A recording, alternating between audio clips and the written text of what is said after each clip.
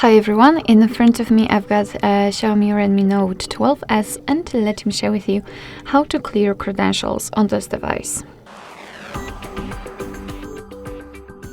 So first of all we have to enter the settings and then scroll down to find passwords and security.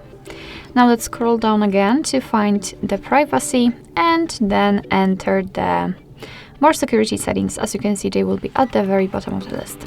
Tap on encryption and credentials, and almost at the very bottom of the list again, we've got clear credentials option. So let's tap on it and tap on OK.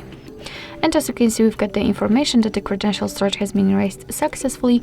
What is more, you cannot tap on the clear credentials option again, which simply means that we successfully removed the certificates.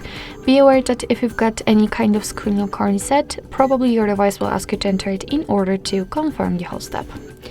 Alright, so that would be all. Thank you so much for watching. I hope that this video was helpful, and if it was, please hit the subscribe button and leave the thumbs up.